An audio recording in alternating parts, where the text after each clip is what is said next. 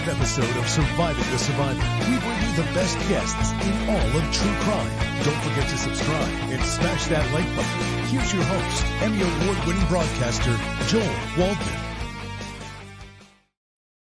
What's up, STS Nation, and welcome to a special Memorial Day edition of Surviving the Survivor, the podcast that promises to bring you the very best guests in all of true crime. And today we're easing back into it, limping into a new week here after a 2-week book tour. And we've got a new best guest. We might be joined by a familiar face. I'm not sure. But Morjieta, who I'm about to introduce you to, is a new, amazing best guest. And we are glad to have her. First, of course, today we're going to be covering the trial for Karen Read that is going on and on and on. It is the trial that keeps on giving. Of course, she is the Massachusetts woman accused in the 2022 death of her Boston police officer boyfriend, John O'Keefe. He, of course, passed away, and there's all sorts of confusion. It is a trial that has split Boston in two. Those who believe that Karen Read is innocent, and those who believe that she, in fact, hit John O'Keefe, and those who believe she's innocent. A big majority of them believe in the so-called Canton cover-up, which is a conspiracy theory that all the police involved in this particular case came together to conspire against Karen Read, and we're about to find out what Morjieta Derisier, how do I pronounce the last name? That's good. Morjieta Derisier, yeah. Morjieta Derisier. There you go. She's a native of Boston, and a beautiful name and a tough one at that. She currently resides in the South Shore. She attended the Massachusetts School of Law for her legal degree, and while she was there, she was a member and participant in the Thurgood Marshall mock trial competition. And as they say, the rest is history. She is now an attorney in the greater Boston area, and she has been commenting on the case. Kitty Beans, I always say best guest, better community. Morjieta is such a beautiful name. Welcome. You pronounce the J a little bit. Is that correct? Correct. Gotcha. So I had told STS Nation, and before we get into Morjieta's analysis of all this, when I was up in, by the way, happy birthday to La Mesa Filipino Food Club and Black Widow, as she says, in the Republic of Ireland. Both celebrated birthdays this past Sunday. Sending love from STS Nation. Black Widow, hope you stayed out of trouble there in the Republic of Ireland. And La Mesa, you can email us, survivingthesurvivor@gmail.com. I'm sorry I missed you when we were up in Toronto. But we left off with the cross-examination of Brian Higgins, the ATF agent who is good friends with Brian Albert, and they're going to be picking that up. And we're going to get to that in a moment. But when I was up in Boston and had the honor to have Dr. Ann Burgess introduce us, I somehow found time to run up to Canton, which is not very close to Cambridge, where I was staying. It was a good 45 minutes, almost an hour plus in traffic, and put together a little story that Morjieta is kind enough to watch with us. I'm going to have all you guys watch it, and then the COE will keep it here, but we'll post it separately. This is what we are calling the Karen Read trial tour. This is something we did very similar for the Charlie Adelson trial. Sit back, kick back, get the popcorn, and enjoy this. Here we go. This is the STS Karen Read trial tour. What's up, STS Nation? Hope you're all doing well. I'm just wrapping up our book signing this afternoon at Harvard. And guess what? It is rainy, crappy, and horrible out in Cambridge, but that is not going to stop me. I'm about to hop in an Uber despite the elements, and I'm going to head to Canton, Massachusetts. That's the reporter in me. Can't miss this while I'm here. I'm headed over to the Waterfall Bar and Grill. I'm going to then check out CF McCarthy's, and I'm going to go over to 34 Fairview Road. I might even get over to the courthouse, and I'm going to show you lay of the land, STS style. So I'm in the lift right now, heading over to Canton, Massachusetts. What was interesting is we just did a book signing in Cambridge, and everyone there was talking about the Karen Read trial. We had a reporter from WCVB come out and interview Carmen I, their big station out here in Boston. And I was talking to the reporter, and they were saying that they haven't seen a trial of this magnitude in Boston outside of the Boston Marathon bombing. But they said that this is just a different beast, a different type of trial, totally sensationalistic in a lot of ways, obviously with the media coverage, the divisiveness, all that craziness. But we're driving in this lift heading out of North Boston here, heading out into suburban Massachusetts, into Canton, Massachusetts. So this is obviously a heavily wooded area that we're in right now, but a beautiful neighborhood here as we head out to suburbs. It is raining, it is miserable, it is chilly, and there is tons of traffic, as you see. But again, the reporter instincts in me, I want to go out there, I want to see this with my own eyes, and I want to try to talk to people. Hopefully I don't get beat up. There's always that chance. I hope it doesn't happen. And I'm not trying to spur any conspiracy theories. I'm just meaning I don't want to be perceived as an obnoxious outsider and have these Bostonians come at me. It's a good thing I know Kung Fu. Okay, on to Canton. And we're just entering Canton, the outskirts of Canton here. It's in the Canton Historical Society. Just saw the welcome sign. This is what Canton looks like. We're here. Stopped at a red light right now. I'll take you outside.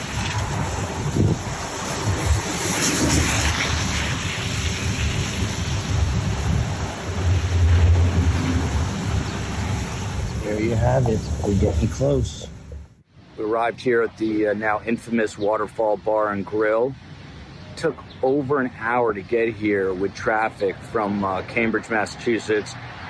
I'm about to go inside, just here as an honest observer, trying to get feedback from people here in Canton about what they think about the trial, whether they think there's a conspiracy theory, whether they think Karen Reed did it.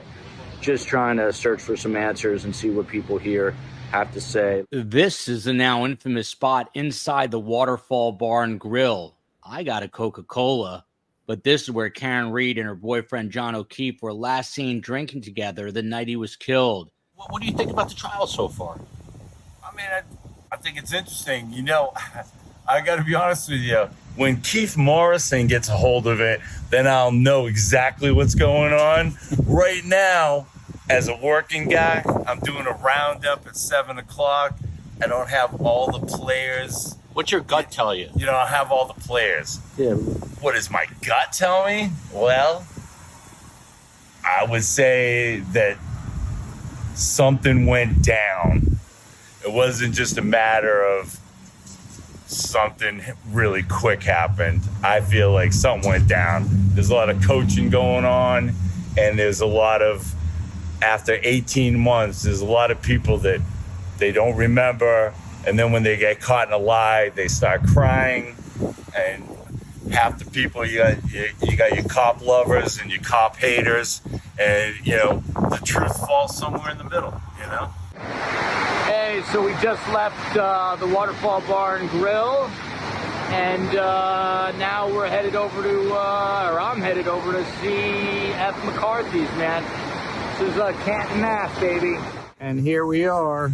There it is. That's the other bar, CF McCarthy's. Try to get a better shot of it. CF McCarthy's. You see people in there. Wet, cold, rainy day here, and there you have it. And by the way, right next to CF McCarthy's is DNE Pizza and Subs. This is owned by Chris Albert, as in the Albert family. Now come along in an Uber with me as we go to a place all Karen Reed trial watchers will recognize immediately. So this is a long drive, much longer than I thought, from both the Waterfall and CF McCarthy's in downtown Canton to get over. We're headed to 34 Fairview Road right now. And honestly, can't imagine doing this wasted, which it sounds like they all were. Of course, some of them were Boston police officers, but we're turning on to Fairview right here, heading over to 34 Fairview Road, but much further than I thought, at least driving wise, which they were that night. And you can see it's some steep roads, and it is way longer than I thought. So here we are. We're at 34 Fairview Road, just pulled up. This is actually 33 behind me, just to give you kind of a, that's 33 behind me. And then across the street over here, this is now the infamous home known as 34 Fairview Road. And there she is. That is 34 Fairview Road. There's the famous mailbox, the driveway. Who knows what went on up there. Beautiful neighborhood. Reminds me a lot of where I grew up in suburban New Jersey. I'm just gonna knock on a door or two and probably get them slammed in my face, but we'll see what happens. And here it is, a better shot at 34 Fairview Road. Now this infamous home in Canton, Mass. I'm not gonna go knock. I'm not gonna bother these people. I know they've been bothered plenty, but the famous number right there, 34 Fairview Road. That's the flagpole. And this right here is the driveway. Big driveway, a lot of space. Interesting to see it in person, in real time, in real life. What do you think of the Karen Reed case? Based on what I read, I think she's innocent because based on all the evidence and the way he died and everything, and I didn't find a reason for her to kill him. And do you feel like the police officers are covering something up? Like there was they call it the Canton conspiracy. Do you believe in that? Do you believe that they killed? Do you believe the officers killed him? I don't know. I think she's innocent, but I don't know who killed him. I saw a little bit and like bits and pieces, but I don't think she did it. Everyone appears to have an opinion, but no one really knows what happened to John O'Keefe here. Now let's take you to another place you may know. So it's just about a 20-minute ride from 34 Fairview Road, and you can see here at the Norfolk County District Court, an historic courthouse here in dead of Mass. And as you look around, you see, can't help but see there's one media truck. Number two, tough to see across the street. They just finished doing a live shot, caddy corner, right over there somewhere. And then we come full circle and we're back at the Norfolk County District Courthouse. I can't flip the camera around. I'll just do it this way real quick. Another live truck right up the street. Another truck right there. Obviously a media spectacle here in dead of Mass, and I'm adding to it by being out here. I try to talk to a couple people here. Much different kind of environment here. One other thing is it's quieter. Just the media is out here as opposed to Canton where I just was. There goes a reporter going home for the day who was just covering the trial.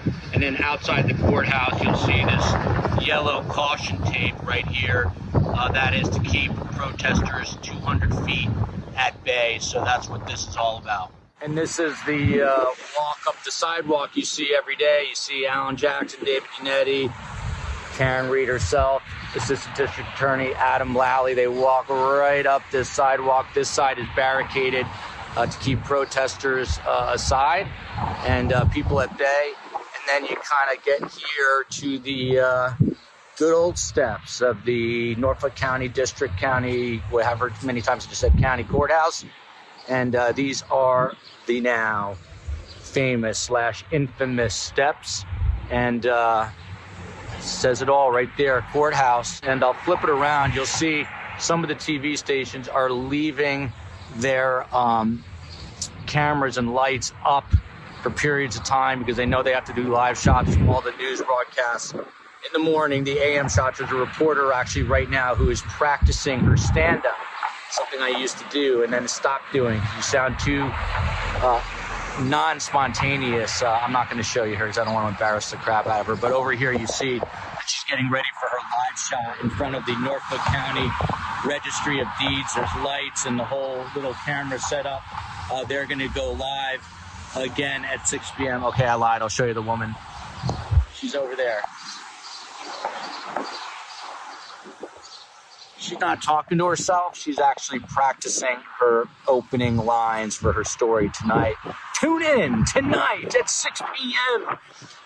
live on the now dying traditional news media, 6 p.m. Eastern Time, or have fun and watch Surviving the Survivor and learn more.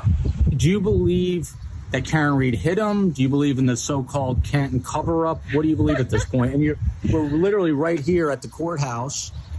So you're in such close proximity. What do you think happened in that house that night? I think that's what we're trying to figure out. I don't really know. There's so many conflicting stories. So I haven't really decided one way or the other. I do know that if, and I don't know if I believe that she did, if Karen did do it, there's no way she'll get any kind of conviction, because kind of the Keystone Cops, the Red Solo Cups, come on, and the leaf blower, I mean, like, that's all that stuff is just not going to hold up. So, I mean, I don't think anything's going to come of that. What about Canton? What kind of place is Canton? Oh, Canton's an outstanding town. I love Canton. My family's all from Canton. I spent a lot Bill of my... Burr's from Canton. I know. I've loved this town forever. It's a great place. It's a fantastic town. What podcast are you? Surviving the Survivor. We're the only podcast. Check it out. Okay. 2 million views a month on YouTube. All right. Had to get that shameless plug in there. Always. So that last guy was my favorite. I actually met him at the Waterfall Bar and Grill. I was like a major fish out of water, and I was just hanging out with him. And eventually, after his third or fourth drink, I felt it was safe to follow him out when he went to have his cigarette, and we ended up speaking for a long time. Great job putting that together, COE. Morjieta, what do you think of that tour of the Karen Reed trial? No one seems to have an answer. It is less divisive in person, I think, than the media portrays it. Most people, as you just saw, seem to just have no idea what really happened that night. Yeah. First of all, great 15 minutes. I really like the capturing of all the pieces, the courthouse. I think it was actually good perspective, because a lot of people don't understand how far Canton really is and how far the bar was from where the residents were. So I actually really like that a lot. But I agree with everyone. Even if I wasn't a defense attorney, the case is coming out very confusing. Just as a recap, we're still in the prosecution's case in chief, which means that they're still putting on what they believe is the entirety of their case. And I've said this on other platforms as well, that, unfortunately, they're going a little bit slower than most would like. And also their organized theory is a little bit unorganized. It's not very linear in any particular way. And I think Brian Higgins was the first spark or fireworks that the prosecution has really put on. A lot of the other witnesses that they put on so far, in the order that they put them on, have really been mundane and a little bit confusing. So I agree with people that they can't pinpoint either way, because we don't have a lot of information yet. Yeah. By the way, this was intended to be a tour and questions, much more so for Morjieta than myself. But if you have questions for me, just a little background on the tour. So I was speaking that day with my mom at Harvard, and then we went up to Brookline, Newton, Massachusetts. But the ride from Cambridge to Canton is long. It was over an hour in traffic. I never thought it would be that long. By the way, COE, you didn't have my interviews I interviewed the Lyft drivers, the Uber drivers. I think what we're going to do, we're going to put the what the COE just cut, what she just edited. We'll put that on a separate up as a separate video, and then we'll have the raw video, because the gentleman from the bar, I just can't remember his name. He is just what Canton and America is really made up of. He's a blue collar worker. He does pipe fitting. Has lived in Canton his whole life. A lot of the people in Canton, Mass are like that. The proverbial 5 o'clock whistle blows. They're at the neighborhood bar and grill. That's what he was doing. He's got 4 children that he raised. A really good guy, very smart too. And he had some really good insights. So I'd like to put up the raw videos as well, COE. So we'll do that separately under a video tab. But what stood out to me, Morjieta, was just the ride from, so the Waterfall Bar and Grill, you can take a tennis ball and basically throw it across the street and hit CF McCarthy's and Right. D&E Pizza, which happens to be owned by the Alberts. But the ride from there, I thought it was going to be walkable, but it's a Right. pretty hefty drive. I mean, it's more, I think it says 1.2 miles. I think it's way more than that, unless that was just the way the driver took me. But it's a substantial drive, and it's windy and up and down hills. Obviously, if you're from the area, you know the roads, but I would not want to be, a few drinks in driving that. These guys are mainly all law enforcement. Sometimes they can get away with it a little bit better, even though they shouldn't be. But the drive from the Waterfall Bar and Grill to 34 Fairview Road was quite substantial. Jimmy McNutty weighing in here. When Joel's lift was going up Fairview, I saw a station wagon parked on a lawn, but not in the street. I wonder if the Jeep was on the lawn and not in the street. Lally needs to clean that up. Inside the bar, I'll tell you, it was a little unnerving because I'm 100% the outsider. The people inside were nice. We were all making small talk. I mean, they knew I was definitely not from the area. And when I went outside and I was walking up towards CF McCarthy's, I didn't realize that D&E Pizza was right next door. And I could see that Chris Albert saw me before I saw him, and he wasn't pleased. These people have been harassed and badgered. So the last thing he wants to see is a dope like me with a cell phone pointed at his shop. And I could tell, he was ready to come out. He was not happy to see me. So whenever I'm in a situation like that, I mean, it's not worth it to get everyone all worked up. I didn't want him to come out. Not that I mind confrontation, but I didn't want to be the annoying outsider. But I found people to talk to, literally within a quarter of a block of where it was all happening. I went into Waterfall, never actually went into CF McCarthy's. But how long a ride from Waterfall to 34 Fairview? I would say it was like between 10 and 15 minutes, much longer than I thought, because I thought you could walk it.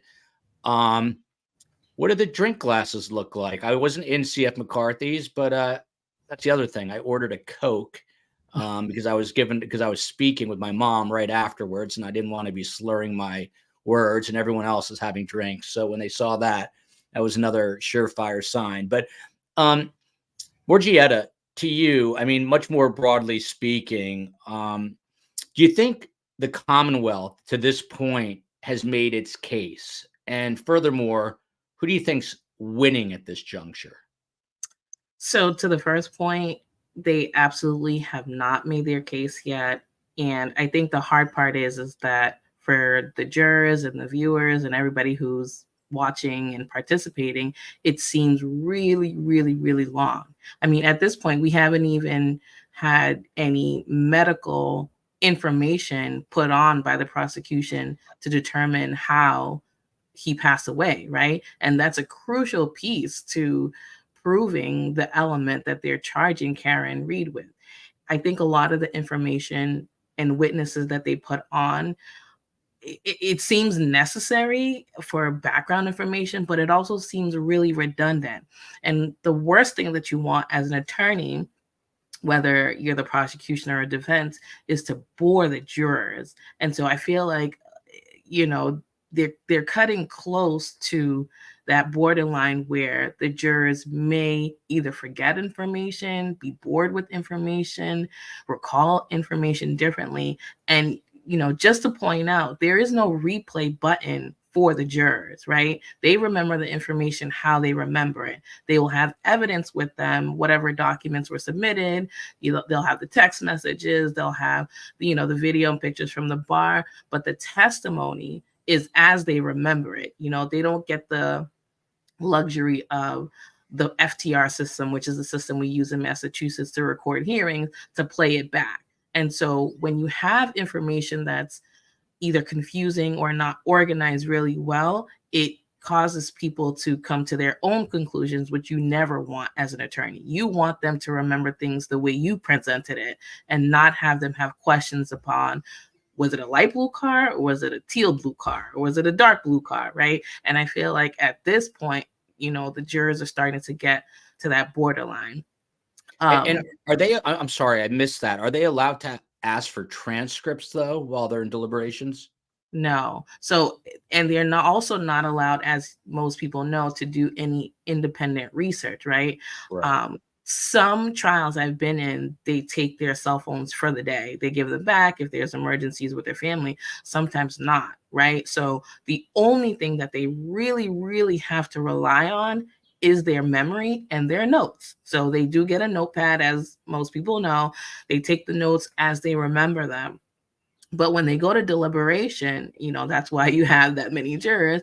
The jurors are going to confer, right? And they're going to argue or discuss amongst each other how they remembered the information, but it's not necessarily exactly how it was relayed. So yes, I think the prosecution has not met their burden at all, especially since I think we're still waiting for some tech information. I think we're still waiting for a lot of experts to come on, and I don't think a lot of that information has been conveyed yet. We're getting a lot of fact and character witnesses, and that's obviously great and probably needed, but I think it's still a little bit confusing at this point as to where we are with the story or the allegation against Karen. That makes sense. It's all over the place, and I have to say I've been following this very closely, and I'm still completely confused. Plus, you add just a mountain of misinformation from every side in this case. If you go onto Twitter, it's just people basically giving their take, but not necessarily factual takes, what they think or what they purport to have happened. And that makes it even, more confusing, in my opinion. Mondo Enterprises here, unless I believe this is a Commonwealth, have some massive evidence to unveil. Reed is walking, even if she did do it, due to shoddy, unethical police work. Do you agree with that, Morjieta? I will say that I really do believe the defense is doing a great job at presenting that piece of their theory, right? Because that's a defense theory, that there's police misconduct all over this. And to be quite honest, they're doing a really good job at bringing those points to light.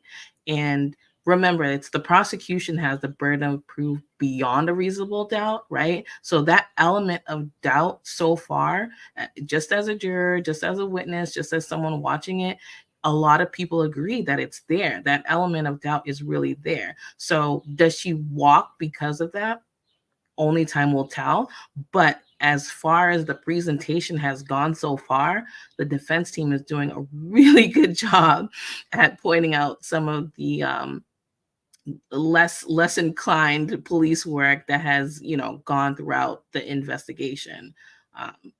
And I think the other piece that a lot of people fail to realize is that if the prosecution doesn't present the entirety of their case, they could get what's called a directed verdict, meaning that the defense doesn't even have to put on a case, right? They have tackled enough of the prosecution's theory that at the end of that, the judge herself could find that there isn't enough information to even have the jurors deliberate. And I think that's some of the fear that a lot of my colleagues and I have talked about, that at this point, they need to present more information. I mean, we have a couple more weeks, about 5 more weeks or so, but the reality is that the prosecution really has to put on a lot more information, or they'll be subject to a directed verdict.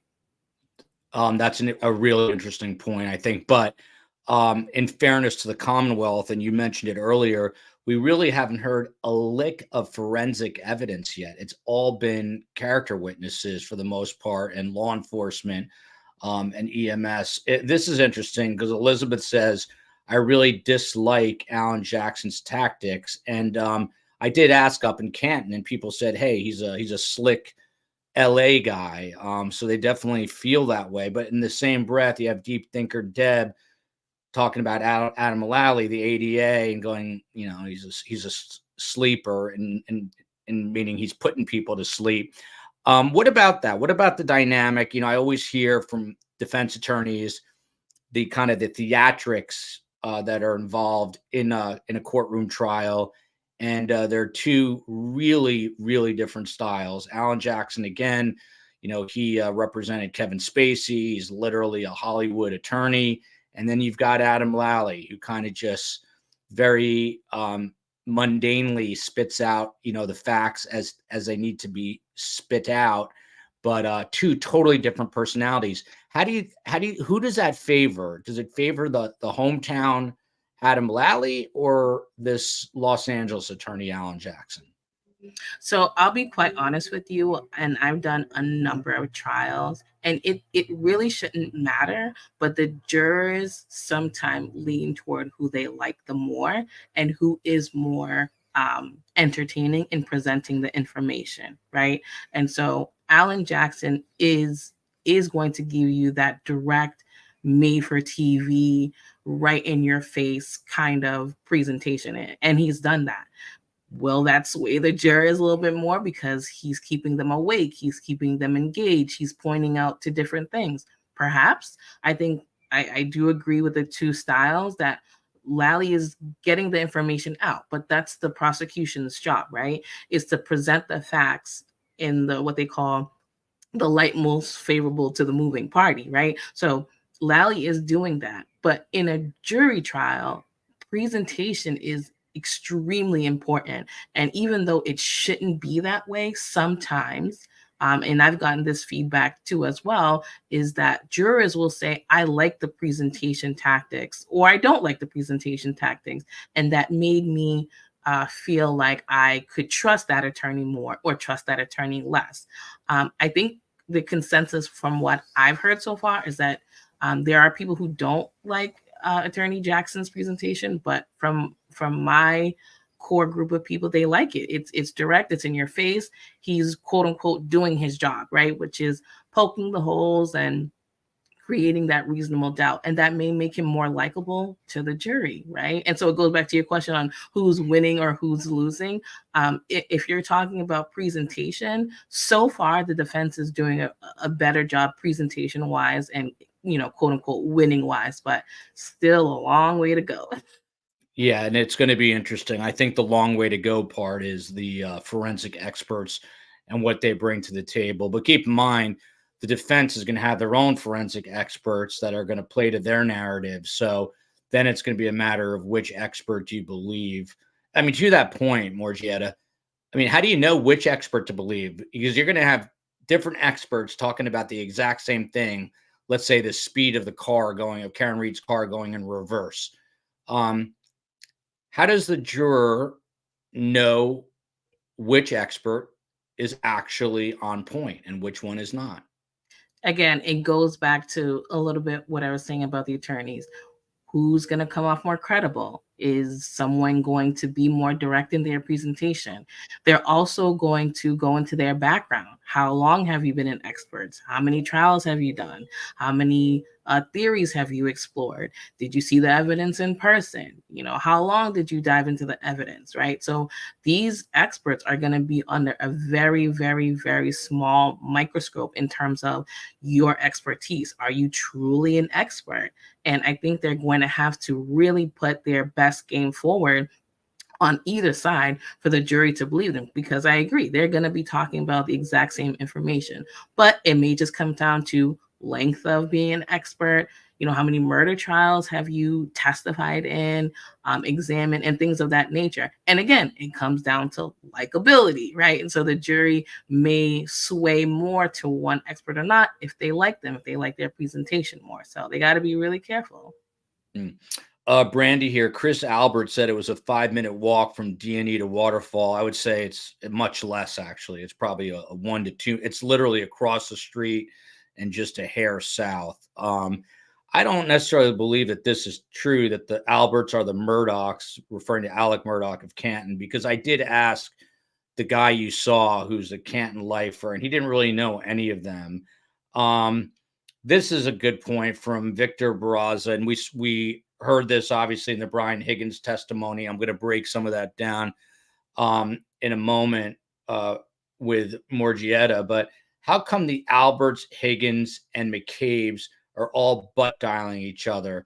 That is peculiar. albeit some of these calls are, I mean, one was 1 second, one was 22 seconds, and they are drunk, admittedly, at this point, most of them. But what about this? Is it too much coincidence, in your opinion, Morjieta? So I think the interesting thing about this is, again, I hate going back to these points, but they're going to get some experts who are going to be on the stand, and they're going to dissect these, quote unquote, butt dials that took place, right? And they're going to kind of explain how long the call was, if there was, any sound or static or things of that nature. They're going to really dive into this. Again, I think the prosecution witnesses aren't giving a lot of strength to the case, and the defense is really pointing out these coincidences. I mean, everybody is now thinking about their own lives, right? Oh my gosh, how many times have I butt dialed? Oh my gosh, how many text messages have I sent that I feel like were uncomfortable? So people are really applying their own personal lives to some of the information being brought out, and it's kind of keeps you wondering, how truthful or not truthful some of these witnesses are, because it does seem like a coincidence, right? Especially when you're still in the beginning of the case and you're trying to draw up credibility of your witnesses. A lot of these things don't make sense. By the way, a couple people were asking who our new best guest is. We're happy to have her. It is Morjieta Derisier, who is a criminal defense attorney in the Boston area, and she's been providing analysis on this case and is a very astute attorney. Britt Kay here, 3 witnesses with butt dials, but all only in the hours after John's death. What a coincidence. I'm sensing some sarcasm from Britt Kay there, and I think that's what a lot of people are feeling. Jen and Ken, look at that. It's no longer Ken and Barbie, but Jen and Ken, and that is Jen, who is my friend who I met in New York. That is who that is. Does the pipe fitter know he's on the podcast? Yes. I would never just film somebody. I try to be honest, and I did. I sound like Brian Higgins. He said I always tell the truth, but no, I would never put someone on without telling them. I introduced myself, said I have a podcast, and he was more than willing to speak to me. I wish I could remember his first name. It's on the cell phone video. From Kendra S. Do you think John's family thinks Karen is guilty? I wonder if they're having any doubts. Morjieta, I'll let you weigh in, but I for sure think that the O'Keefes believe Karen Reed is responsible for his death. I don't know, if they feel it was a second-degree murder, an accident, but I think that they certainly believe that she was ultimately the person who committed this crime, whether she was even aware of it or not. Morjieta, do you have any thoughts on this? I tend to agree as well. As you mentioned before, my office is in the South Shore. I do practice at the Norfolk Superior Courthouse, very frequently. I think there are arguments on both sides, but from what I can gather, I do believe that they are putting the blame on Karen. I also agree with you that, I don't think that they believe it's the second-degree murder, but if they were to look to put the blame, because there's been a lot of other theories that have been put out, I do believe that they think that she is the fall for that, which, again, it's going to be really hard, especially at this point, for them to, prove that second-degree murder charge that she's charged with, right? But it's just really hard at this point. But I do believe that that's what they believe at this point. Why was the charge from Aniello upgraded from manslaughter to second degree? Do you agree with a lot of other legal analysts who believe the case was overcharged, no matter which way you slice it? Yeah. So, any murder per se, whether it's first degree or second degree, you're really talking about intent, right? Whereas manslaughter, just to kind of boil it down a little bit, is more so things that are done on accident, whether, there was some sort of, aggravated motive or not, but you're talking about accident versus not an accident, right?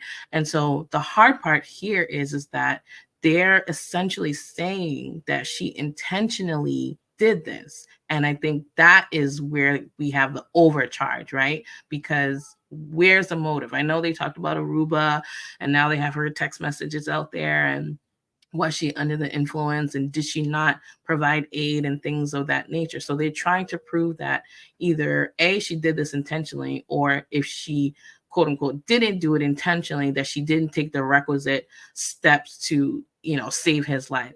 And again, as a defense attorney, I do believe it's a little bit overcharged, just given the facts that we know about the circumstances of that evening.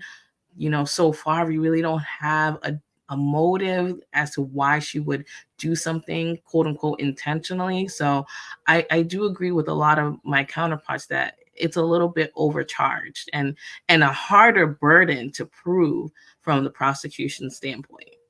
By the way, about 3 or 4 of the people I interviewed, and I only interviewed about 5, they all asked, "Are you Turtle Boy?" Which was interesting to me because they were half joking, half serious, including the guy you see at the Waterfall Bar and Grill, because I would have thought that they knew who he was, like specifically what he looked like. But just goes to show you that the media, what the media portrays is usually not what the general public is aware of. A lot less people follow the media than people give them credit. And everyone at STS is a true crime fan.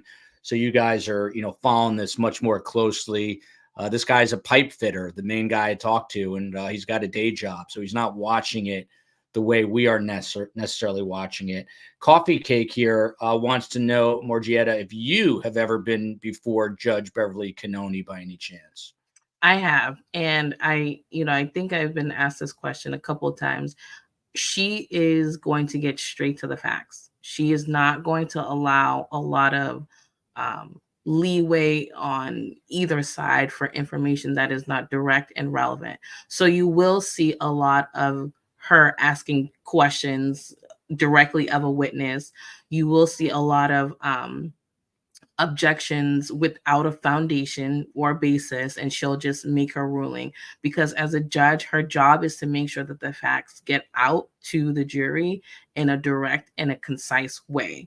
So that is her personality. Everybody has their opinions on whether they like it or not. I think for jury trials, you have to get the information out and direct so they're not confused, right? I mean, could you imagine just some of these witnesses going on and on and on and on about certain things, and the forms of the questions aren't really phrased the right way? So instead of asking the attorneys to repeat the question, she'll just ask them directly. Did you do this? Did you see this? Were you there? And some people are asking, well, is that a Massachusetts thing? Do judges normally do that? I've seen a lot of judges do that, but I think the point of it is to make sure that the information gets out to the jurors in the most concise and less confusing way possible. But she is as she is. That is her type of style, and some people like it and some people don't. From Analytical Blarney AB, we got a super chat here. Was there snow? A Higgins with a snowplow with cringe flirt text, a Colin Albert with a boxing glove on the driveway, a Chloe in a cop's house with a bite who was rehomed. What a hot mess express. No doubt about that. By the way, there is court only one day this week, and that is tomorrow. That is the only day there will be court, and I'll be here beginning tomorrow morning at 9 a.m. on this channel. We're airing the trial, and Brian Higgins is going to be cross-examined. It's going to continue by Alan Jackson and or David Yannetti. So I will be here. Jeff Wood from the FBI might join me as well. So be here tomorrow morning. But we're going to put up this tour, like I said, as a separate video with some of the raw interviews so you can hear it for yourself. Pistol Pete now, he's a what you call a free Karen reader, like the guy. His arm has deep scratch wounds, which we've seen. FBI even said his injuries aren't consistent with a motor vehicle accident. Some of that is questionable, and we've not had the forensic data yet. I've spoken to a lot of people who say those do not look like dog scratches. But again, this is what Morjieta and I have both been talking about. This is where we have to wait for the expert witnesses that's going to be coming soon. Likely, my guess would be after tomorrow into next week when the trial resumes.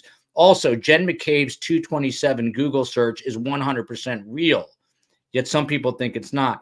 This is some of the misinformation because according to some people, she had opened Safari at that point because she was looking up information about her daughter's volleyball tournament. And then when they spot John later that morning, she goes into that same tab to search that. And there's some question about, was it the time that she initially opened the Safari tab on her iPhone or when she actually asked the question? These are the things that are super confusing, Morjieta, and you've got to hear from an expert, forensic expert, digital forensic expert on cell phones, don't you?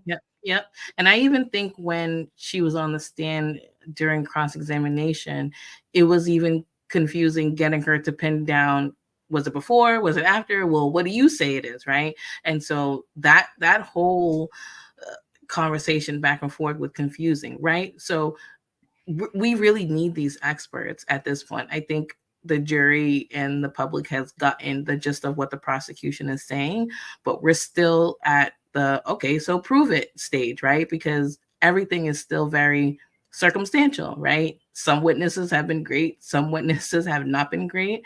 I think it's interesting that they ended with this series of text messages, to kind of shed some negative light on Karen Reed, but it still doesn't prove innocence or guilt, right? It's a messy text message or messy text messages with this gentleman, and it doesn't really go towards motive, right? It didn't really specifically say, oh my gosh, yes, I hate this, and I do want to do anything to get rid of him. I was waiting for that, but I didn't get that.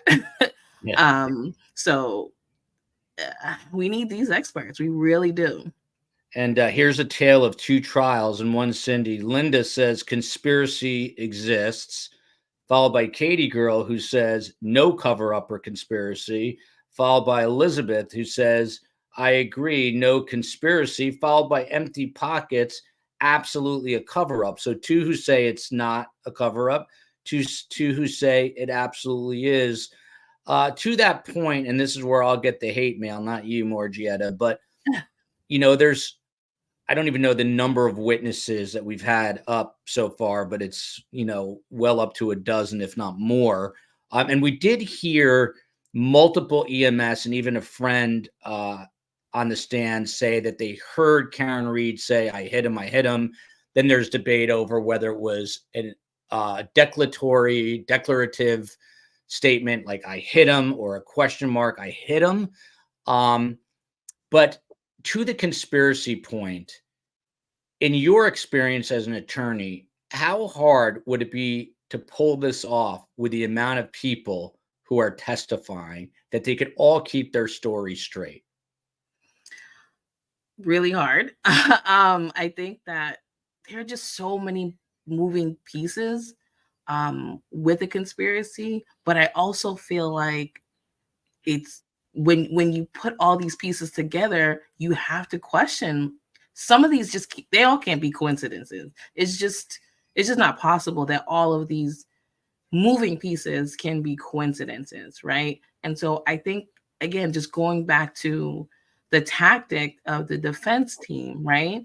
They're doing this really, really good job at presenting the fact that, hey, this actually really could be conspiracy.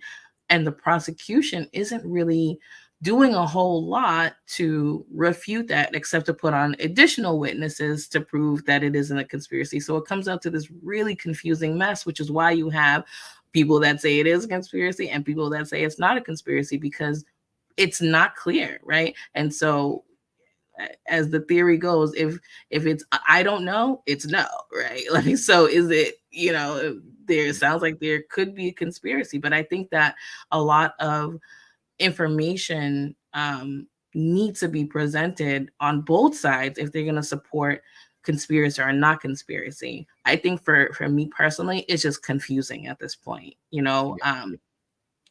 I really can't say one way or the other. It just comes off all really confusing. And I think, we still have a long way to go to get this information out, but it's hard. It's really hard.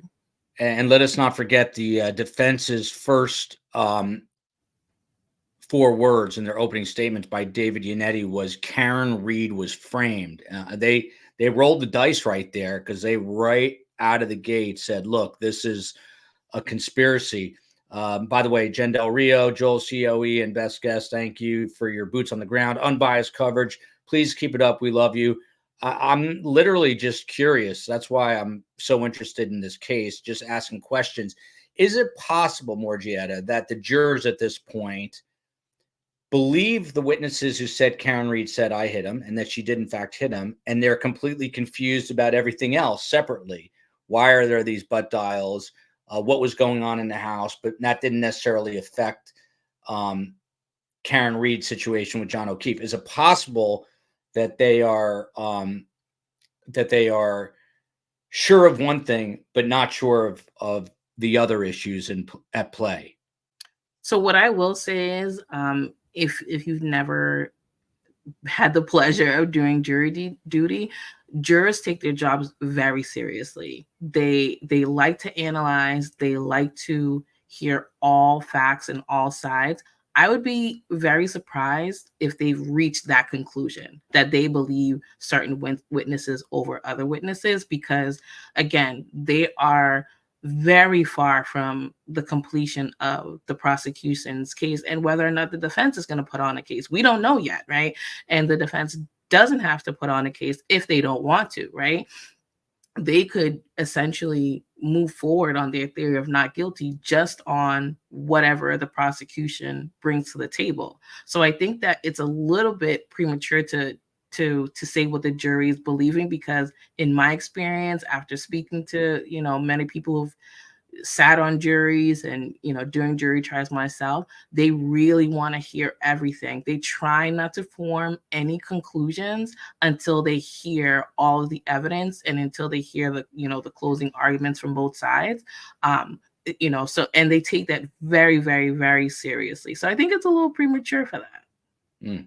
What about this one? Rosemary Romero, I met her up in Toronto. Awesome.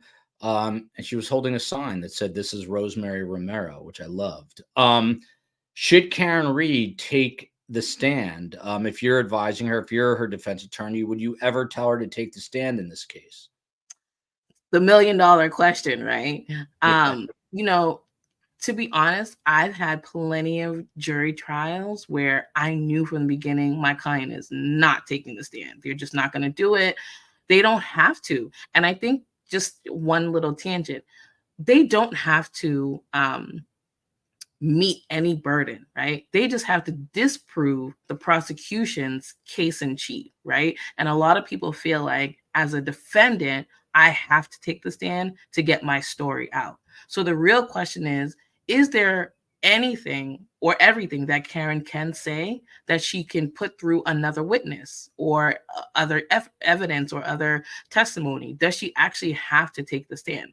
So obviously I don't know the background and the back end of, what her and her attorney are discussing, but I don't know if she has to take the stand just yet, right? We're still a long way away, but I think there are, whatever she could testify to, I do believe that there are other ways to get that information in without subjecting her to cross-examination by the prosecution, right?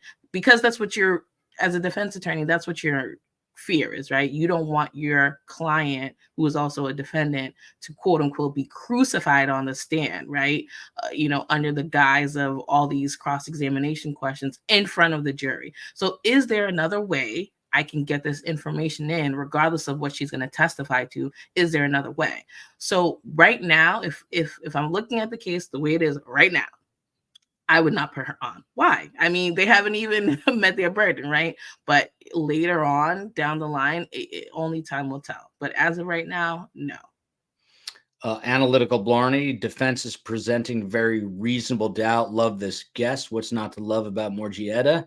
And then from Kimco, a question here. By the way, Neely says we did get that dog DNA expert. There was a DNA expert who said that there was no dog DNA found, but it was pig DNA. And people were questioning that and said it could have been from ham or bacon that was consumed, but that there was no dog DNA. But maybe we'll get that there was dog DNA if the defense gets to that point in their presentation. But from Kimco here, and I'm going to scroll down after this. So just give me questions for Morjieta in the triple Qs, all caps, and I'll get them to her in rapid fire succession. And I wanted to get to some of Brian Higgins' testimony, but we roll with the punches here. Right. Luckily, yeah, and I didn't have to roll from any punches when I was in Canton, so that was good. Kimco, Morjieta, when do you think the prosecution will rest? I mean, I hate to say this, but they have not put any forensic information on. Once we get to the forensic information, we're talking about the, autopsy, medical report, the text message, the Google searches, the Life 360. I mean, if I were, I've never been a prosecutor, but if I were, I want all of that information in. And you can see the pace that they're going, right? So unfortunately, we have a couple more weeks of Lally to go presenting that information, because that information is crucial. I'll say it again. If they don't meet that burden, they could be subject to a directed verdict. Now, how likely that is? Probably not likely, because I'm sure they're going to put as much information as they can to try to prove their case. And maybe this judge will just make a determination to have the jury decide this case. That could just be a personal view that she doesn't want to make that final decision, right? But, we have a long way to go. We're not even scratching the surface yet. So unfortunately, more Lally to come. So stay tuned. There you go. And these are the comments that I love here. Pistol Pete, the channel's owner, yours truly. I don't really consider myself a channel owner. I don't know what I am. Is as delusional as all the Karen Reed haters. We logical people, Pistol Pete, go by facts presented in the case, not emotions. Let's hear him justify all the butt dials. Well, Pistol Pete, what do you say to at least 3 witnesses who said that Karen Reed said I hit him? What do you say about the fact that John O'Keefe was found clutching a broken cocktail glass, and there's particles of that in the tire, things of that nature? There are things on both sides, and I'm questioning them. I'm not saying one side is correct or wrong or this or that. Degoshi does not agree. Joel is so biased for the corrupt cops involved in Commonwealth. He tries, but he cannot hide it at all. I am just a biased anti-Karen Frieder is what you're saying, but that is not true. I'm curious. I'm really curious. Morjieta, do you remember a case like this where usually in cases, most criminal cases, there's sort of a built-in I biased, I'd say, against the defendant. Here, it's really evenly split, if not more pro Karen Reed. But I don't remember outside, and I've said this many times before, outside of O.J. Simpson, I do not remember a trial that's this divisive, where it's the Goshis and the Pistol Petes absolutely furious at people like me if we even question it. Yeah, same here. The top 3, including this case, is O.J. Simpson. The Casey Anthony case was very similar to this, where you had split on both sides, both people, and Karen Reed. I mean, this is a Lifetime movie waiting to happen, because there are so many moving pieces that people really, and so many moving pieces and so many different ways of presenting these pieces that it forces people essentially to choose a side. This is not a clean, straightforward case. I think on either side, I think both sides have a lot of work to do from an attorney perspective. But the people are out there. There are people who are siding one way or the other without all of the evidence being presented. And I think we just, maybe in 5 weeks, there'll be a difference of opinion. But for me, it's really confusing, to pick a side either way. I agree with you 1,000%. Although those who are free Karen readers are not going to believe that that's what I believe. Shelly Silva here. Well, she said Karen asked her to look it up while they were sitting in the cop car. Well, where's the car video of this conversation? I have no idea. I don't even know if there's always a video camera running. I don't think it runs 24/7 in the back of a patrol car. You've got to turn things on and off. So I don't know. Can we believe any evidence from the Lally port? I don't know, Daddy Short Nuts. Not to be confused with the Sally port, I think is what you're saying. Morjieta, I mean, you're in Boston. What's the tenor of the trial up there? I mean, is it leading the local news every night? When I was up there, the little time I had, I was only up there 2 nights. I did see it, on the local news stations. But is it something that you're seeing nightly up there? Oh yeah, absolutely. I'm still currently one of the legal analysts for NBC 10 Boston. And any day there's a trial, they are covering it. And I would say all of the news stations are covering it. This is a pretty big deal, for Massachusetts in terms of cases, because there are just so many factors that people are considering. And I think that without having, any other major cases like this takes up, a lot of social media space, local news space. I'm surprised it hasn't gotten national attention, to be honest. I think that you're just so many pieces that people could draw themselves to. And yeah, we cover it every night that, trials in session. And even myself, just trying to get to the district court or Norfolk Superior Court for other business, there are people camped out every single day that trials in session. It is, I think you said it in your segment, it's a media circus. People are out, people are camping, protesting both sides. It has a lot of attention here, especially in the South Shore. Yeah, and I mean, the lawyers are talking about it, but do you think people are talking about it like at the proverbial water cooler at their jobs in the morning? Do you think they're saying, hey, absolutely. Yeah, you do. And even at just courthouses that aren't in Norfolk County, people talk about it, a lot, all the time, amongst, the legal community. Did you hear the testimony? What do you think about the objections? How do you think the presentation is going? It's very, very much talked about, definitely in Massachusetts, definitely in greater Boston area, because it's for nothing, it's interesting. It is a really, really, really interesting case. It is not cut and dry. And there's a lot of information that you can really dive into and really investigate and really put your thinking cap on. So even if it wasn't just a murder trial, it is an interesting trial just on its own.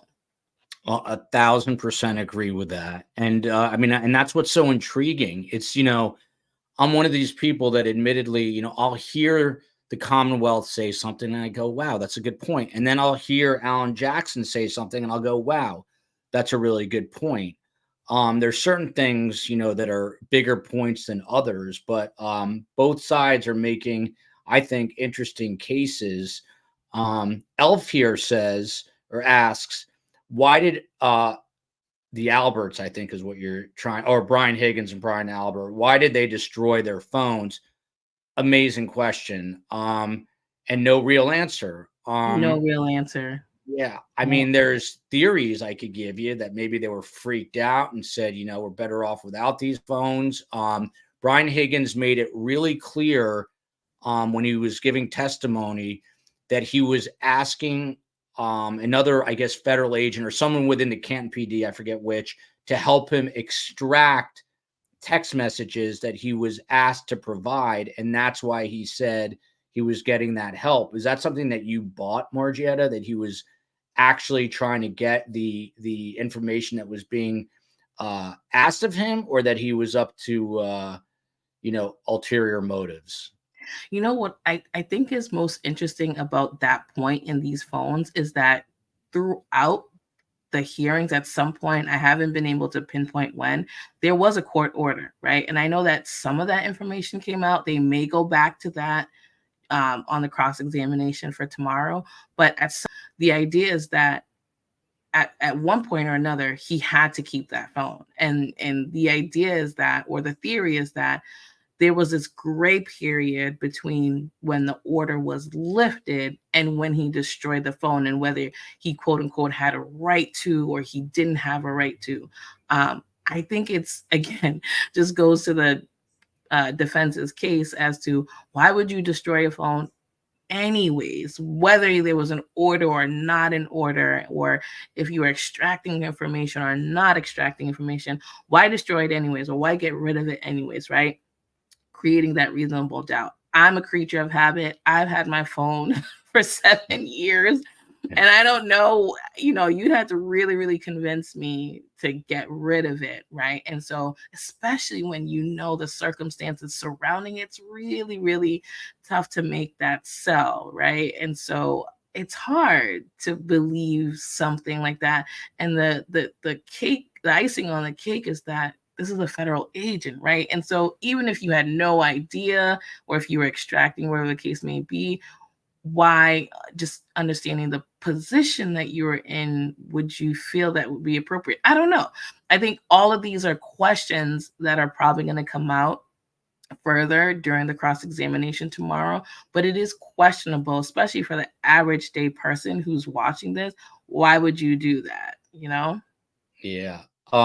Sherry D, it's not just free Karen Reed. Let's not forget justice for John O'Keefe. And that's an amazing point. And a lot of times we lose sight in the true crime world. These are real people. And especially the O'Keefe family.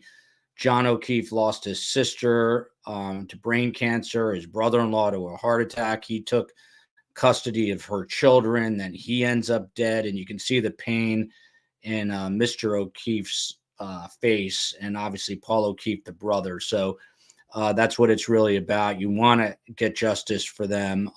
Someone asked earlier, I do believe that the O'Keefes, just by kind of the glares that Paul O'Keefe shoots towards Karen Reed, that he thinks she's responsible, whether it was intentional or an accident. We'd have to ask him at some point. Obviously now is not the right time. Allie B from Tennessee, I would never hate you. Don't hate me for being on Karen's side. I'm still watching. If Lally brings in evidence, I could change my opinion, but right now I don't see how she doesn't walk. The only thing I can say to that, there's still a long ways to go, and I'm curious to see what comes out. I would tend to agree that if this thing ended today, she would likely walk, but you never know what the jurors are thinking. Someone asked Morjieta if the jurors during deliberations will be sequestered. Do you think there's a possibility of that? Is that something that's done ever up in the Canton, Boston area? I'm assuming they mean by during their deliberations sequestered. Like, will they be in a? Yeah. Like, will they be put in a hotel separated from the outside world? I would assume so. I think just protecting, they haven't shown their faces. They're not allowed to show their faces. So a lot of people don't know who they are. But I wouldn't be surprised if they weren't sequestered and put in at least the same hotel. They're definitely not going to have any contact with the outside of an emergency, right? And again, that's just to keep the integrity of what their role is supposed to be. So I wouldn't be surprised if they did, put them up or in a hotel, or maybe, I don't know where a lot of these jurors are from.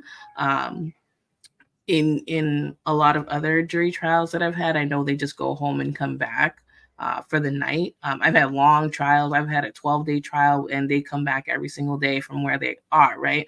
But now you're talking about I will just say it's a high-profile case, right? And so the idea is that you want to protect the integrity of the jurors. So it's very possible that they could sequester them in terms of, putting them all in one location. And a lot of amazing questions from STS Nation as per usual. And typically we have a 3-panel team, but tonight all we need is Morjieta, and here she is giving us really amazing insight. Thought on why the Commonwealth, and this is a question I have, why they didn't put the lead investigator on the stand at the beginning. Why they didn't put more of the forensics up front? Why go in this order? It's their choice, isn't it?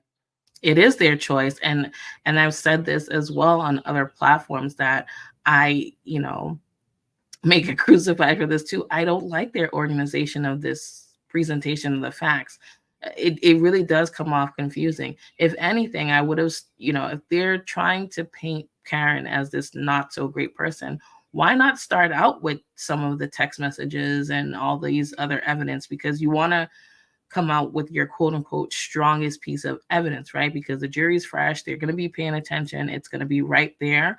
A lot of the other orders that they've gone in have been really factual, and you do need those. Don't get me wrong. It's just that the presentation has come off very dry and confusing. So if, again, never been a prosecutor, but if I were one, I would not choose this order particularly because, again, we have not gotten to the crux of what it is that they're charging her with. So yes, I may have started more on the forensic side, and it could be part of their strategy. We don't know, and we won't know until we get to the end. But I do agree in terms of not really liking the flow and organization of the way that they are presenting this trial right now. From Brandy, I'm not sure I fully understand the entire question, but Morjieta, do you think it's dangerous for Lally, the assistant district attorney, to try and challenge Celebrite and Apple data?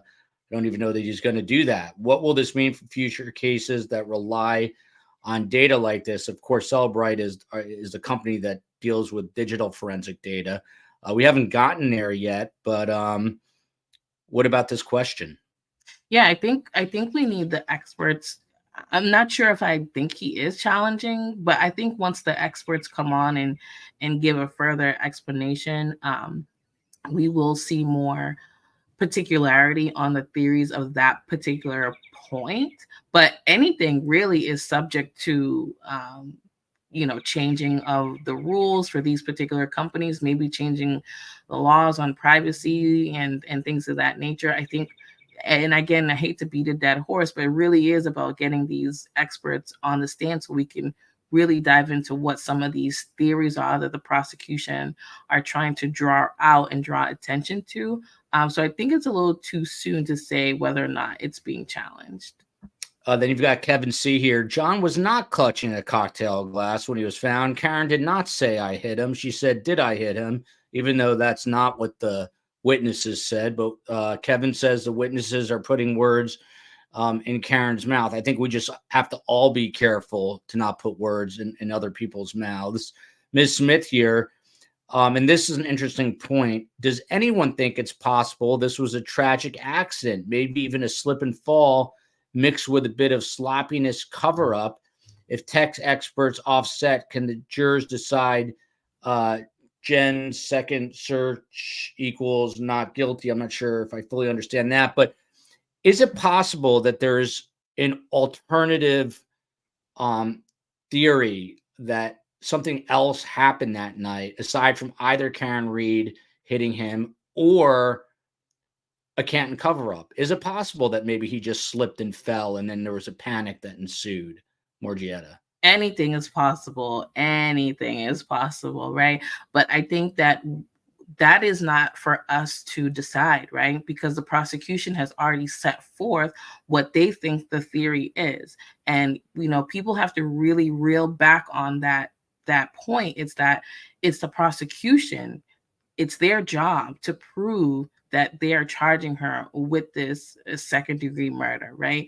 We can have all the theories that we want, but they have to prove their theory in order for them to get a guilty conviction against her. The theories, we could have a million theories, but it's them that has to prove their case, right?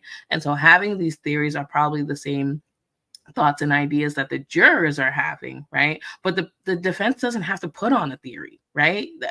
I think people keep forgetting they do not have to put on a theory. They have to disprove the prosecution's theory. And if they want to put on an opposite theory, they can. But I think it's still too early as well to decide whether or not they should put on an alternate theory, because the prosecution hasn't even met their theory. By the way, the COE, Carm can't do it. She's too worn out from a 2-week book tour. Morjieta, I don't even know if you know, but Carm is my 85, soon to be 85-year-old mother. She's a Holocaust survivor. I wrote a book about her. Just got back from a 2-week book tour. But CrimeCon is this weekend, and the COE are headed out there Thursday morning, and bringing books to sign, bringing some mugs, I think, and we're going to be doing very nice. Yeah, and we're going to be doing some live podcasts and lives with the COE. And I will not be drinking Coca-Cola at CrimeCon. I'll be drinking Coca-Cola with something else in it at CrimeCon. And what can I tell you? Interesting point here. We still haven't even gotten to the Brian Higgins testimony. I'll touch upon it a little bit, and then we'll follow it up. Here's the poll that the COE just took. Do you think Karen Reed will be found not guilty? 65%. Overwhelming here. This is 843 votes. Not guilty, 65%. Guilty, 9%. Hung jury, 9%. I have no clue at this point.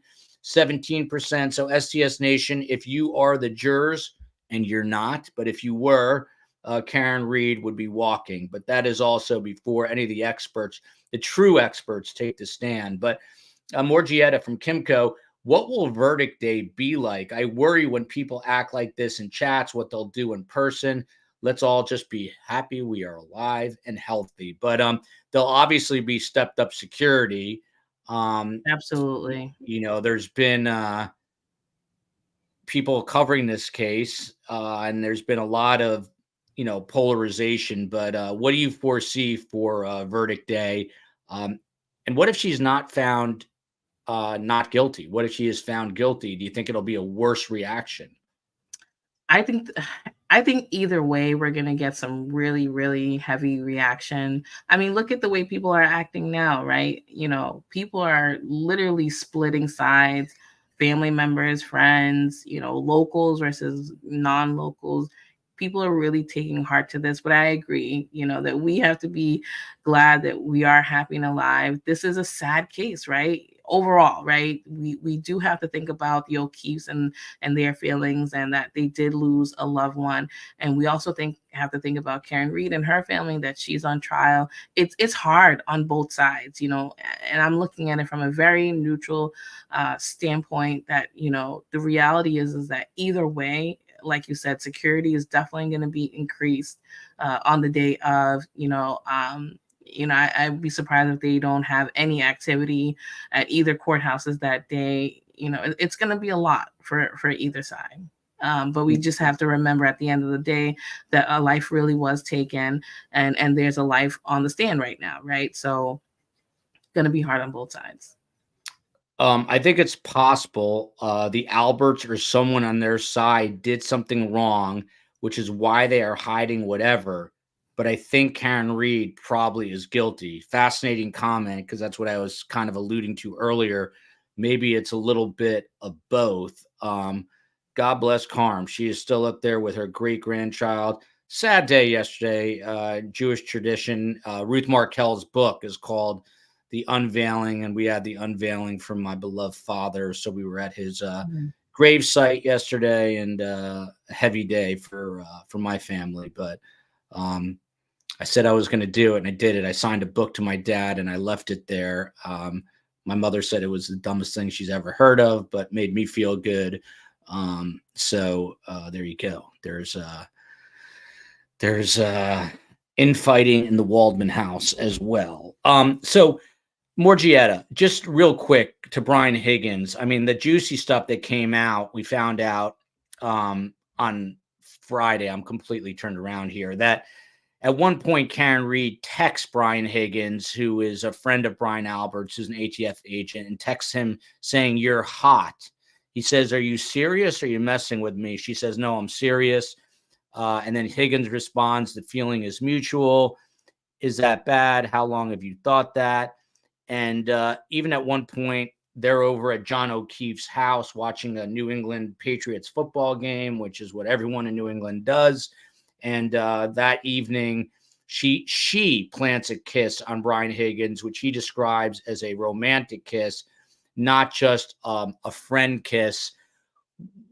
What does this do in terms of just mudding the waters even more? Than now this kind of flirtatious doesn't get to the point of a sexual relationship, but it certainly gets to the point where Karen Reed is hitting on Brian Higgins during text messages, and he's responding to her. And then there's this whole trip to Aruba where apparently Karen Reed gets furious because John O'Keefe allegedly hooks up with someone else who some say did not happen either. But what about this sort of sexual tension that's now brought into this trial on top of everything else? So yeah, like I was saying before, that, you know, the jurors, again, jurors are everyday people, right? So they're going to come in with their own thoughts, their own feelings, their own interpretations, and unfortunately, sometimes their own likability, right? So the way that a witness presents and the likability of a witness, you know, there are plenty of statistics that show this, right? Does sway a juror's ability to believe whether or not they're truthful or whether or not their presentation is truthful, right? And so I think the goal that the prosecution was trying to get at is that, you know, Karen Reed wasn't this perfect person, and there were bumps in their relationship, and they're trying to, as you say, muddy her perception as a person to maybe sway. But, you know, we got to reel it back again that it does not go towards innocence or guilt, right? And they're really just trying to throw mud at the situation. Is it fair? Probably not. But is it a strategic, good tactic for a prosecution? Yes, because they're going to use every tool in their toolbox to really just hone in on the fact that they believe that she is guilty, and this is why, and these are, you know, the steps that they're using to prove that, right? It's a little messy though, right? It's a little messy for them to do that, but can I blame them as an attorney? No. I mean, you know, it's, and the messages were hard to read because people don't text message other people for it to be read out loud, right? You text in short form and in short thought process and theories, and you don't check punctuation. So hearing those messages read out loud, I mean, you could hear a pin drop, right, in the courtroom. Like you could feel the guilt on people's faces, not just Karen Reed, but just people who were there. Like you felt the cringe, the clutching of the pearls, as they say, in the courtroom. So it wasn't cute at all. Yeah, I'm with you on that. Very uncomfortable all the way around, and most of all, I think for the O'Keefe family, Aria Dakota Grimaldi Lane, one of the best names. I really hope that John O'Keefe and his family do get justice, but with the correct person or people getting punished. It's not justice if the wrong person is punished. That's not justice for them. I think that is a universal statement, hopefully that everyone agrees with. Texas Honcho with another question that keeps coming up. Joel, where's all the blood? He lost 2 liters of blood from a deep head wound. It was a disastrous crime scene. I can say that. I mean, we know about the red Solo cups and the blower. So it's just it's a mess from a crime scene perspective. There was another. Speaking of which I just did that night, and then I promise we'll wrap up in a moment. Brian Higgins did say that he texted Reed that evening, the evening in question, saying, well, because she didn't talk to him that night when they were at the waterfall. She basically ignored him. And he wrote, well. And the obvious implication here, what the defense is trying to do here is show that Brian Higgins had the motive and the means, and he was upset that Karen Reed was basically dissing him, blowing him off, didn't respond to a text, and that turned into some sort of fight. But to me, and I'm just talking about his demeanor on the stand and that one little text message, it doesn't add up to that for me. How about you, Morjieta? Yeah, and I think the defense was even pointing out the gaps, like there was a series of text messages really close in time between the two of them, and then nothing until, the day that, unfortunately he passed away. So I think it falls in line with what he claims his theory is that, he wanted something more serious, and, she didn't kind of want to give into it. And he's just kind of questioning her as to what it is that she wants, kind of thing. Because I think that's what, he's presenting as the running theme, that, he doesn't want this fly-by-night relationship. He really wants something more. And the text messages just show that, it was a little aggressive, like, hey, what are we doing? Type theory, right? And so I think that's how I took that. The well was kind of like that, along the lines of that theory, pretty much. I'm with you on that. Just back to these butt dials for a second. So there was a call. It was a 1-second phone call made from Brian Albert to Brian Higgins at 2:22 a.m. and then a follow-up call immediately afterward from Higgins to Albert that lasted 22 seconds. But he says he has absolutely no idea that those were made. He said he never spoke, never did anything. I mean, 1 second sounds like a butt dial. What do you make of that 22-second call? Yeah, and I think the defense even pointed this out, that you can have a conversation in 22 seconds. And I think the defense attorney even tried, even though the judge sustained it, but he even tried to have a moment of silence for 22 seconds just to show how long 22 seconds, really is, right?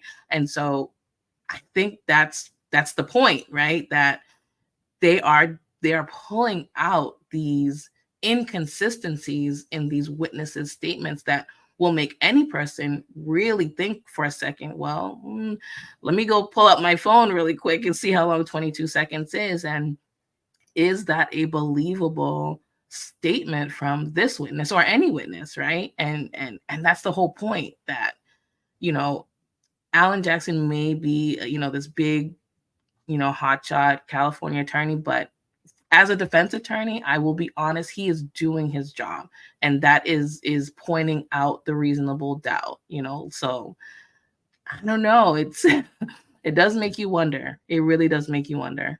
I mean, there's no doubt that he's a gifted attorney, any which way you slice it. It's just a matter of whether or not you like his style. And I think that's what it's going to come down to for some of these jurors, at least. I love this guest. Who is she? She's Morjieta Derisier, and hopefully she will be back soon. Morjieta, will you come back? Of course. I love this. Everyone has been so receptive. I love the feedback. I actually like the contrast. I think that this is a case that's really going to bring conversations to the dinner table. It's going to bring conversations, like you said, to the water hole, and people are going to just talk about, what's going on. And it brings light to a lot of things that people are uncomfortable talking about. And that's it, right? And how can we change the world, and how can we be better people if we are not talking about some of these uncomfortable conversations? Yes, it's coming out of a tragic situation, but it's forcing some of these conversations to the table. So I will absolutely be back as long as you have me. And I think all the viewers are great. I love the questions in the comments, and I think you're doing great. This is the first time I've actually, heard of the podcast, and I love it. I love everything about it. Thank you. I appreciate that very much. First day back from the book tour, so I'm a little out of it. Thanks for doing this, Joel. Thank you guys for being here. The final question to you, Morjieta, is Brian Higgins is going to retake the stand tomorrow with further cross-examination from the defense. What do you expect? Oh, what do I not expect? It's going to be long. Okay, let's just get that out there. This is going to be a long cross.